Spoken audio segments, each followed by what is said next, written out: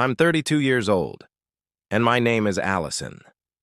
California is a place where it feels like nothing truly changes since I got married. 5 years ago, when things were different, Peter appeared a bit easier. But he was never flawless, really. Not even close. But he made me chuckle, which at the time felt enough.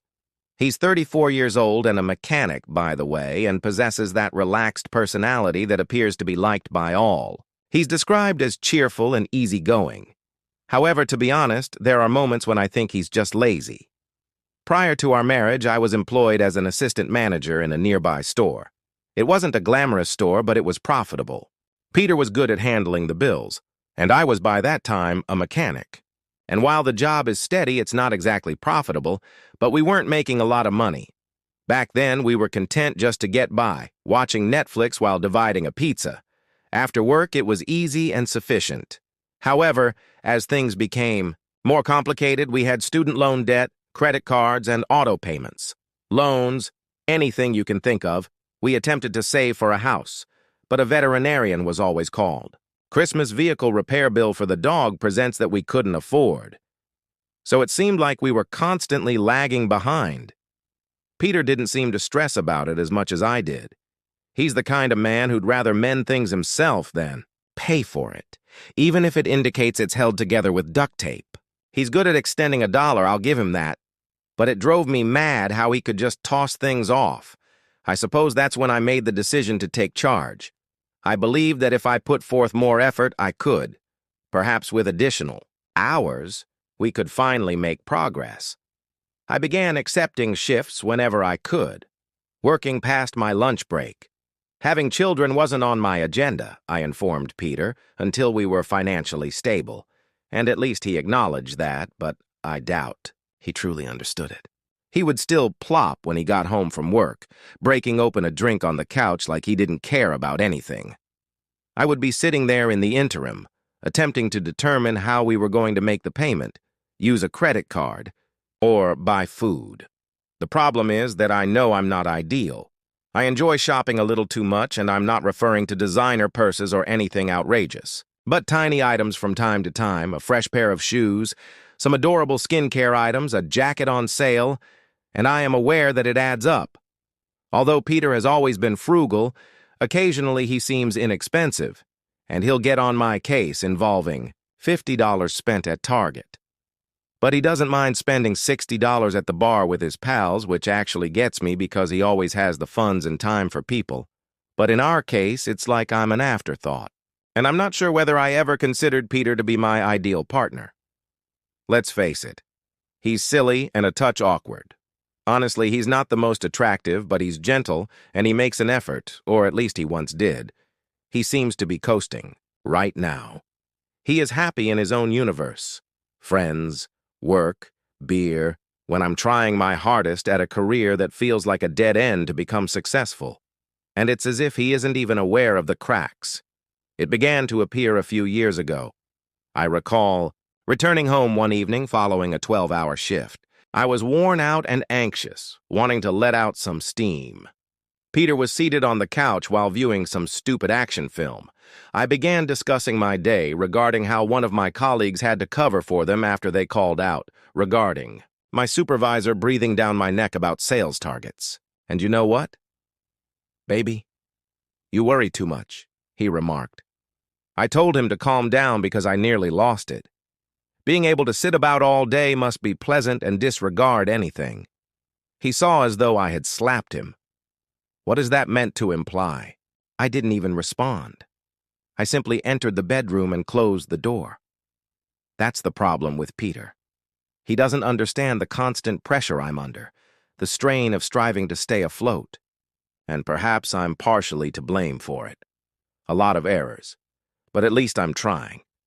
I believe I began to resent him following that. Not all at once, but gradually, bit by bit. Each time he burst out laughing, each time he cracked a joke with his friends, whenever I was under stress, he'd claim that everything would turn out fine. I would simply glance at him and ask myself, why am I doing all this for someone who doesn't even give a damn? And then there's the cash. It's not something I'm proud of, but I've never been good with money. Budgeting, I tell myself I'll save.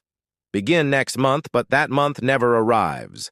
Peter is always better about it, is aware of the amount in his bank account, how much he actually spent, but he doesn't please help me. I am aware that he simply shakes his head and says, "You must cut back on," I chuckled, trying to sound nonchalant. Peter didn't think it was nice to seem even a bit detached. Yes, he did say half. He was watching some highlights while he listened. He replayed the cheering sound on his phone, and the room was filled with whistles. I tried once more. He's one of those men who appears to have everything all figured out. I noticed that he always wears excellent clothes, which makes me think about how certain people seem to have it all when they drive a great car. Peter shrugged, still not observing me. Favorably for him, there was no interest, no jealousy, not even curiosity. I wasn't sure what I was interested in. I was hoping that he would sit up, pay attention, and notice me. But he simply returned to his phone like I hadn't been there at all. That was the instant I became aware of how checked out we both were. I had already started to weigh my alternatives, but I didn't even feel bad about it because I should have gotten more. I was more than a wife, right? Peter didn't care enough to be more than an existence of eking out a living, while Peter coasted. Suddenly Antonio appeared, who seemed to have everything Peter lacked. Motivation, alertness, and, let's face it, he was appealing. Over the coming weeks, I began to devote more attention to the work portion of my life. If the holiday season was real, it was approaching, and we didn't have enough employees. But if I claimed I didn't look, I would be lying. I was eager to meet Antonio whenever he was around. My heart skipped a beat when he entered. I made it a point to visit and talk every time. I became aware of small details, how he would stand, a bit nearer, how his hand would linger when he handed me something, the way he would beam when he caught me observing him. I was unable to determine whether he admired me or if he was merely acting amiable, but eventually he made the first move. Although it was minor, it felt huge. He arrived close to the conclusion of my shift and inquired if I had eaten dinner.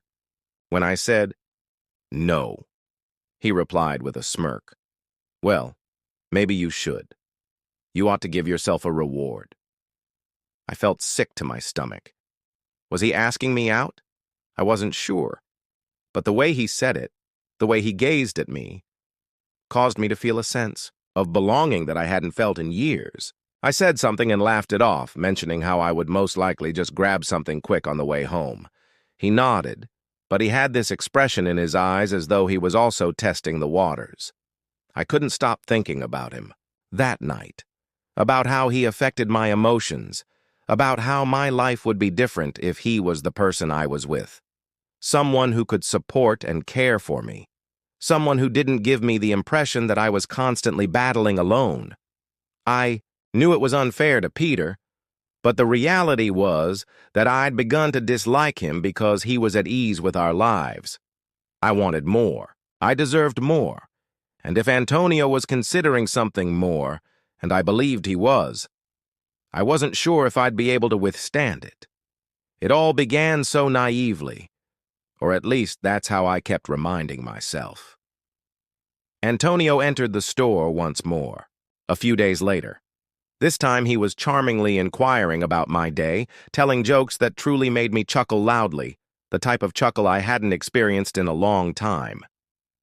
We were flirting, and I knew it. It wasn't anything extravagant, but it was enjoyable. When he asked for my number, my stomach turned over, and I briefly panicked. I blurted out, "I'm married." It came out awkward and unsteady, like I wasn't certain myself. Antonio simply took a look at my hand, laughed, and said, "Well, I assumed that." He grinned and nodded at my ring finger. "Friends are allowed to have phone numbers." "Yes," I paused, but before I could stop myself, I nodded and handed it to him. "Yes, friends," I barely spoke again. The guilt was there, bubbling beneath the surface, but it was overpowered by the excitement. He inquired about my availability after work, and I informed him. "When you're free, text me," he said.